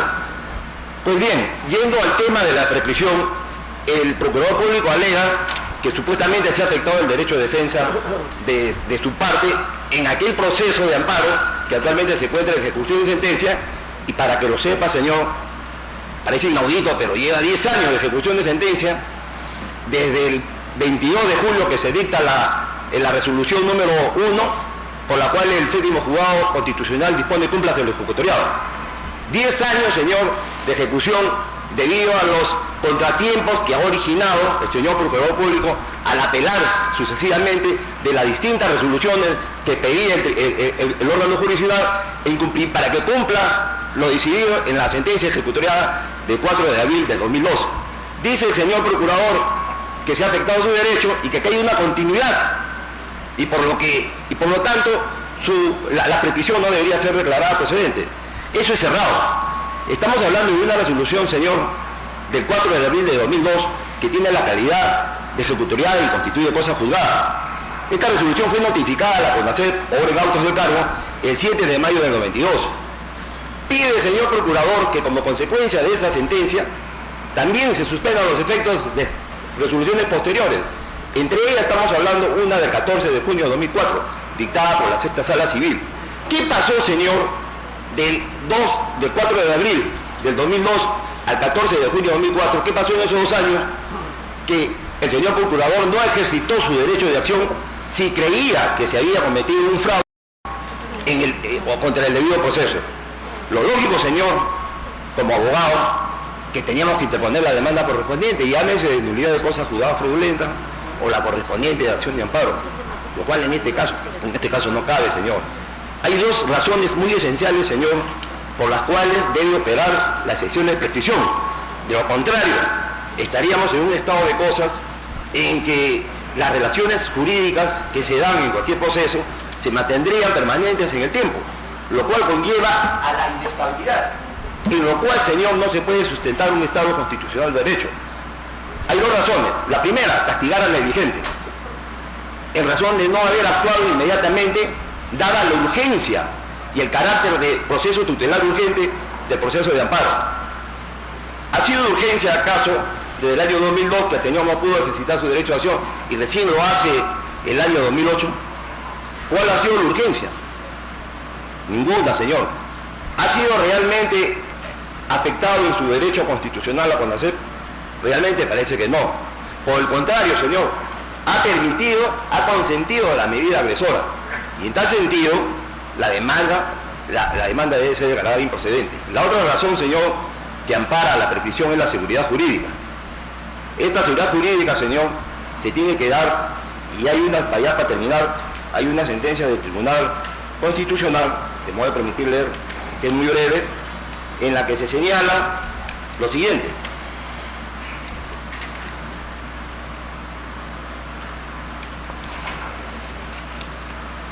Se dice acá, ¿no? De este modo resulta evidente que la prescripción extintiva opera como mecanismo de sanción a quien no ha sido diligente en ejercitar su derecho de acción en el plazo fijado por la ley. Esta tesis es aceptada de manera pacífica en la doctrina y en la jurisprudencia. Así, el profesor Monroy Alves señala el fundamento jurídico de la prescripción extintiva es la sanción al titular de un derecho material por no haberlo reclamado judicialmente en el plazo que la ley diseñe específicamente para tal derecho. Señor abogado, el contenido de la sentencia se conoce en este tribunal. Termino nomás acá, señor. Sí. El Tribunal Constitucional, por su parte, tiene dicho que el plazo de prescripción constituye una especie de sanción que castiga la negligencia y el descuido atribuidos a la conducta procesal del demandante, quien no actúa con la oportunidad frente a la supuesta violación de un derecho constitucional. Expediente 3298-2003. Por las consideraciones expuestas, solicitamos a esta digna sala se sirva a desestimar el recurso de agravio constitucional interpuesto por la parte. Vamos a escuchar ahora al procurador del Poder Judicial.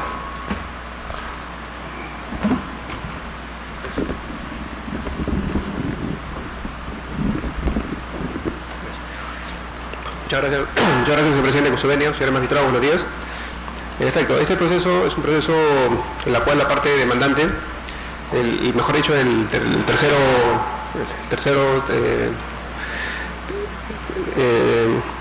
solicita se le reponga en el régimen del régimen 2530. Entonces, la CONACEP interpone una demanda, la cual es declarada, una demanda de amparo, la cual es declarada infundada, y al ser apelada es declarada fundada por la sexta sala civil de Lima. Estas dos resoluciones, tanto de la sexta sala civil de Lima como del 56 juzgado civil de Lima, son las que vienen ahora nuevamente en proceso de amparo. En la resolución se le requiere a la CONACEP de que cumpla con el pedido de una nueva resolución y que se le reponga en el régimen 2530. Señala la parte demandante de CONACEP que efectivamente, mediante una resolución administrativa que adjunta al órgano jurisdiccional, pone en conocimiento que efectivamente ya cumplió con dicho mandato judicial. Sin embargo, ya posteriormente, estas resoluciones datan del año 2002. Ya posteriormente, el año 2008, es que interpone nuevamente un proceso de amparo, señalando pues una vulneración al debido proceso, a la tutela jurisdiccional y al derecho de defensa. Sin embargo, como bien lo ha señalado el juez pues, en primera instancia como la Sala Constitucional, estos procesos ya han prescrito. Las resoluciones que ya incluso ya tienen carácter de cosa juzgada y se encuentran en ejecución datan del año 2002, la primera del 13 de septiembre del año 2002 y la segunda del 24 de febrero del año 2005. Y a la fecha de la interposición de la demanda, esto es muy concreto, muy cierto y es muy claro, la resolución tanto del juzgado en primera instancia como en la sala, señalan que la demanda se interpuso el 26 de agosto del 2008 y desde el 2002 al 2008 ha vencido en exceso el plazo para interponer este proceso de amparo, por lo que ha declarado fundada la excepción de prescripción. Y por estos argumentos, señor presidente y señores magistrados, solicitamos que se desestime el presente proceso de agravio y sea declarado improcedente a la demanda. Sí, brevemente, señor abogado. Señor presidente, brevemente, también para rechazar los argumentos un tanto subjetivos de la parte contraria en cuanto se refiere al propio directamente beneficiario.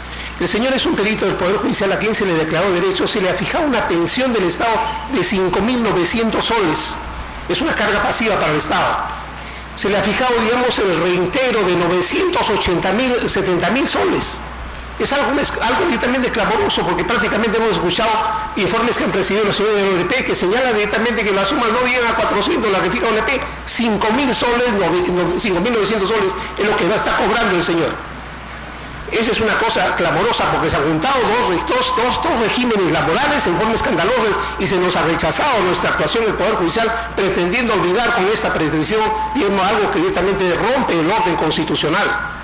Consideramos también directamente que existe error. El señor nunca debía estar incorporado al régimen de pensiones y erróneamente la resolución lo incorpora directamente violando el artículo 24.366 directamente, cuando no reunía los requisitos.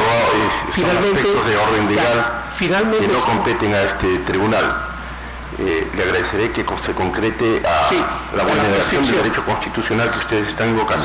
Sí, finalmente directamente quisiera directamente a manera de ilustración, señor magistrado, directamente se me permita directamente dar lectura a uno directamente el voto en discordia directamente. Señor abogado, si es una pieza que está en el expediente, la vamos a analizar. Bueno, directamente digamos que no va a referirme ligeramente a ello.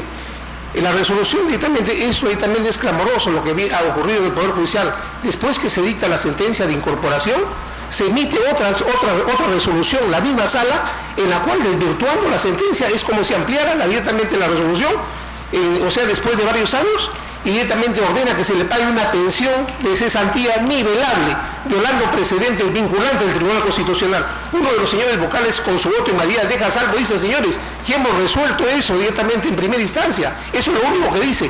Esto que ustedes están pidiendo rompe directamente hasta los precedentes vinculantes, le dice. Eso es un poco de discordia. Quisiera que se examine directamente ello. Correcto. Brevemente. Primero refutar los cuestionamientos que está haciendo la incorporación del... Puede usted hacer uso del micro. Patrocinado el régimen de pensiones. Ustedes van a tener oportunidad de leer detenidamente el expediente y ahí está la prueba misma de las CONACET que permitió esa incorporación. Hay un principio en derecho administrativo que dice que no se puede, el error de la administración no puede perjudicar al administrado. Y en ese sentido, señor, si hubo un error, la CONACET tenía la obligación por intermedio de su proveedor público de interponer la demanda en su momento respectivo. Yo me hago una pregunta, señor, muy simple y bastante lógica. ¿Qué hubiera pasado si desde el momento en que se dicta la resolución cúmplase el ejecutariado el 22 de julio del 2002, le doy de plazo hasta diciembre de 2003, año y medio, la CONACET, como parte del Estado, llamado a dar el ejemplo del cumplimiento de relaciones judiciales, hubiera dado cumplimiento como la obra último del derecho pensionario que lo corresponde, señor? La respuesta es obvia, no estaríamos acá, en este informe oral. Estaríamos cada uno en esta casa tranquilo y a ustedes permitirles resolver asuntos más importantes y más urgentes que se ha planteado con la demanda de autos. Eso es todo, señor. Vista la causa, al voto. Causa número 60, expediente 5497-2011, proceso de amparo, seguido por Clarence Ernesto Cucho Ríos contra el Banco de la Nación. Señor presidente, solicita el uso de la palabra por la parte demandante, el doctor Miguel Ángel Llanos Romero. Señor abogado, puede hacer uso de la palabra. Señor presidente de la sala, señores vocales, vengo a solicitar que declaren fundado el recurso de agravio constitucional y por ende fundada la demanda. La resolución 4, o sea la sentencia del 14 de abril del año 2011 de primera instancia, declara fundada la demanda y ordena la reincorporación del trabajador Clarence Ernesto Cucho Ríos. Sin embargo, en consecuencia a una apelación, la quinta sala el 4 de octubre del 2011 dispone la revocatoria y reformándola declara improcedente la demanda. Es por eso nuestro recurso de agravio constitucional. Es preciso indicarles a ustedes que el trabajador Clarence Cucho Ríos es un trabajador de carrera ingresando el 1 de mayo de 1975 y es despedido el 9 de diciembre del año 2010. Más de 24 años de servicio. Los motivos por el cual es despedido: él se desempeñaba en ese entonces en el cargo de jefe de unidad de operaciones de la central comercial Gamar es decir, en la agencia Gamar. Pese a que la primera instancia dispone de que se trata de un despido fraudulento, la Corte no está de acuerdo con ello, porque dice que el proporcionar la clave de acceso a los trabajadores que desempeñan los cargos de recibidor pagador, ¿no?, de la entidad bancaria, habrían realizado operaciones especiales que solo en su calidad de administrador él puede realizar. Dice, pero en la misma resolución se dice de que esto lo ha hecho compelido por las circunstancias propias y que de no ser así hubiera sido inviable la atención al público y menos el cumplimiento de las metas trazadas en la institución bancaria.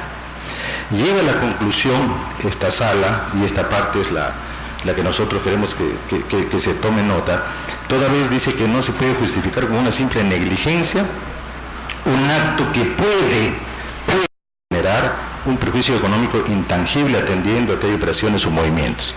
Puede generar, es decir, no ha generado absolutamente ningún problema para la institución.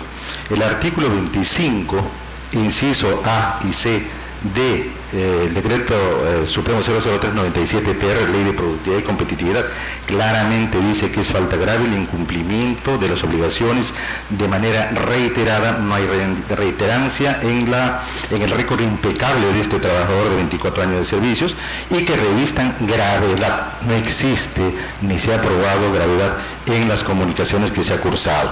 Lo que pasa es que en una agencia donde falta la infraestructura, en una agencia muy pequeña, en donde no tenía inclusive trabajadores para ahora, se trata de hacer un mejor servicio. O sea, la intención que se castiga en la vía laboral ha sido la intención de hacer un mejor servicio, lo dice en la resolución, un mejor servicio, atender mejor a los clientes y cumplir las metas de la institución, porque la institución le pide metas y él de esa forma ha tratado de cumplir las metas para la institución. Y por eso es despedido.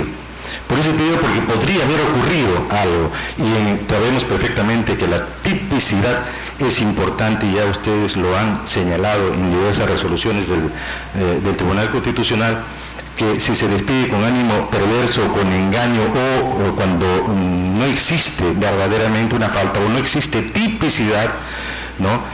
Dice, o por tratarse de hecho que no constituido de causa justa conforme a la ley, la situación es equiparable al despido sin invocación de causa, razón por la cual este acto deviene lesivo al derecho constitucional del trabajo. Por esta circunstancia, claramente nosotros advertimos de que la resolución de la Corte es una resolución que no ha analizado bien el asunto, se pone en una posibilidad de que hubiera ocurrido, y no se puede legislar así en un tema clarísimo laboral en que las faltas graves están tipificadas, y si no están tipificadas no hay falta grave. Entonces es un despido incausado, es un despido fraudulento. Por eso es que solicitamos que, declarando fundado el recurso de agravio constitucional, se declare fundada la demanda. Vista la causa, al voto. Causa número 63, expediente 5.501-2011, proceso de amparo, seguido por Maximina Susana Monteverde de Taboada contra la ONP. Señor presidente, solicita el uso de la palabra por la parte demandada del doctor Manuel Enrique Ibáñez Vizcarra. Señor abogado, puede hacer uso de la palabra.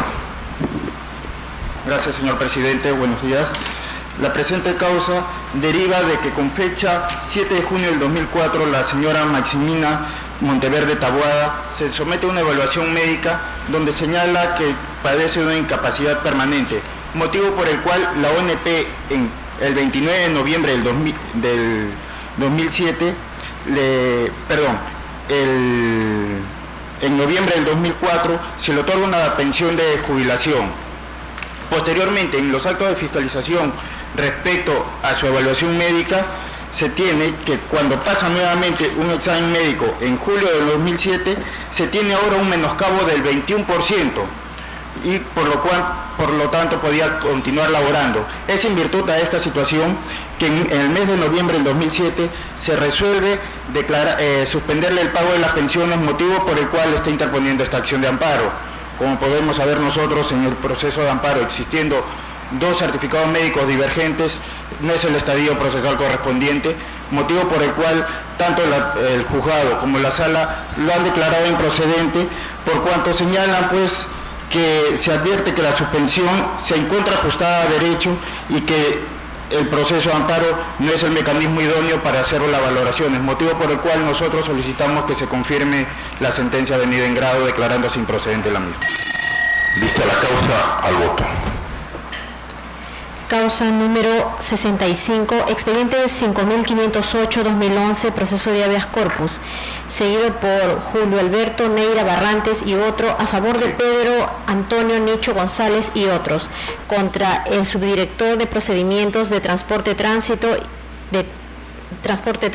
y servicios complementarios de la SUTRAN. Señor presidente, solicita el uso de la palabra por la parte demandante el doctor Julio Alberto Neira Barrantes. Señor abogado, puede hacer uso de la palabra. Señor presidente, señores miembros del tribunal, muy buenos días. Voy a hacer uso de la palabra en cuanto a hechos y en cuanto a derecho, tal que así ha sido solicitado. En primer lugar, debo decir de que ante la creación de la SUTRAN, que es el organismo que fiscaliza, supervisa y sanciona las actividades de los policlínicos encargados de dar el servicio de certificados mediante previo procedimiento para la obtención de brevetes, ocurre que en la ciudad de Trujillo, un inspector anónimo de la SUTRAN concurre a este policlínico por el cual solicitamos este habeas corpus, concurre subrepticiamente, filmando sin ser identificado lo que ocurre no en el lugar público del policlínico, sino en los cuartos o los ambientes donde se desarrollan las actividades médicas, vale decir consultorio psicológico, consultorio médico y consultorio químico. Filma no lo público, sino filma lo privado de estos ambientes, filma su propia actuación con la actuación del médico. Pues la pregunta que ahí subyace es, ¿esto es un acto público que puede ser filmado y luego llevado a cabo, traducido a un procedimiento sancionador? Eso es lo que vamos a desarrollar. Ahora bien, obviamente que este proceso administrativo sancionador se inicia con dos informes. Medio probatorio para el inicio del procedimiento sancionador son dos informes. Perfecto, pero ¿qué es lo que contienen esos informes? Hacen remisión a este video grabado por el inspector subrepticiamente. Vale decir, es un medio probatorio legalmente obtenido en la grabación en un lugar privado y en forma subrepticia. La respuesta nos la tiene que otorgar la ley, porque esto aquí el Estado se pone a dar o se pone en actividad bajo las normas del jus puniendi administrativo, no del jus imperium, que es propio del Parlamento. Vale decir, no se puede crear aquí normas. Entonces existe el decreto supremo 040-2008 del MTC, que regula justamente esta actividad, en la cual en ningún acápite va a aparecer de que pueden haber operativos anónimos, número uno. Número dos, en ningún acápite permite de que hayan documentos grabados subrepticiamente sin cadena de custodia. No podemos decir que si ese video ha sido realmente el que se ha tomado en esos ambientes o no. No hay esa seguridad, lo que hay en los procesos penales para perennizar los actos que se realizan en las investigaciones, por ejemplo, eso no existe. Entonces, bajo esta norma, lo único que establece es que se puede probar una falta administrativa con documentos que sean verosímiles. Pero entonces, muy bien, vamos a ver qué es un documento verosímil. Un documento verosímil puede ser uno cuya constitucionalidad se debate en el tema de la obtención en forma válida o no. A raíz de ello se abre el procedimiento administrativo. En el transcurso del procedimiento administrativo se han realizado los descargos, se ha manifestado lo que hoy venimos a decir en esta materia de habeas corpus. Al no haber respuesta, derecho de petición y respuesta vulnerado, es que solicitamos el habeas corpus judicialmente. Le decimos a la SUTRAN en el procedimiento administrativo que hemos iniciado un proceso de habeas corpus y que le hemos solicitado que suspenda el procedimiento. No hay respuesta de la SUTRAN. Nuevamente, petición y respuesta vulnerado. Luego, le decimos o le solicitamos un informe oral por escrito a la SUTRAN. No hay respuesta, nuevamente o reiteradas veces se vulnera el derecho de petición y respuesta. Vale decir, el Estado está haciendo lo que quiere. Pues. El derecho de petición y respuesta implica la obligación, es un hecho coimplicante que tiene la obligación el Estado de responder, y por escrito. Sin embargo, aquí ustedes van a apreciar en el expediente que eso no ha ocurrido. En segundo lugar, y la razón o la tesis central de este habeas corpus, es que abren un procedimiento administrativo con un medio probatorio que ha sido obtenido a espaldas de la ley, a espaldas de la Constitución, señores. En el caso, ustedes han resuelto, en el caso llevar a salas, que no solamente basta para los miembros pertinencia, idoneidad y conducencia, sino también la constitucionalidad al momento de obtenerlos, actuarlos y valorarlos. Y aquí específicamente en la forma de obtener. Ahora bien, vamos al tema de derecho y vamos a ver el proceso de habeas corpus. ¿Qué es lo que resuelve o qué es lo que ocurre en el interín procesal? El juez constitucional de primera instancia ordena a la SUTRAN que remita las principales piezas procesales de ese sancionador, de ese procedimiento sancionador. Entonces, muy elocuentemente, la SUTRAN, ¿qué es lo que hace? No anexa las principales piezas, anexa solamente la resolución que abre el procedimiento administrativo sancionador, anexa los informes, no el video, no el audio, que obren un CD en el expediente. Entonces, primero tira la piedra y luego esconde la mano judicialmente cuando se le requiere. Nosotros solicitamos, reiterando, que el juez le diga, ¿sabes qué? Dile que cumpla con remitirte el CD que ellos tienen, no lo que nosotros tenemos, sino el que ellos tienen. ¿Qué ocurre? El juez finalmente hace caso omiso a nuestra solicitud, nuevamente dando la espalda al tema de la protección constitucional, y falla diciendo de que no hemos agotado la vía previa. Vale decir, estamos en un habeas corpus, y el juez dice que no hemos agotado vía previa, y que por tanto no se ha vulnerado ningún derecho constitucional, ya que hemos tenido acciones legales distintas que se pueden realizar ante este hecho. Y también manifiesta de que no hay un peligro real e inminente. Ahora la pregunta es, ¿cómo no va a ser real, cómo no va a ser inminente que ante un procedimiento administrativo abierto a un policlínico que tiene una autorización que le da la administración pública, ahora estamos en un proceso de renovación de esa autorización? ¿Ese procedimiento abierto no cuenta para la evaluación? Cuenta. Entonces, ¿cómo no va a ser real e inminente el daño? ¿Qué es lo que dice la sentencia que hoy en materia de este recurso de agravio constitucional? Confirma, declarando infundada la demanda de habeas corpus bajo los mismos argumentos y diciendo que nosotros, como demandantes, no hemos cumplido con adjuntar el CD, por tanto no hemos acreditado la vulneración. No obstante, se lo habían pedido al juez de primera instancia. Bajo estos argumentos es que pedimos que la sentencia venida en grado sea revocada y que reformándose se declare fundado el habeas corpus. Vista la causa, al voto. Señor presidente, doy cuenta a usted que las demás causas fijadas para el día de hoy no se han solicitado para informes orales. Al voto las causas. Levantamos la audiencia.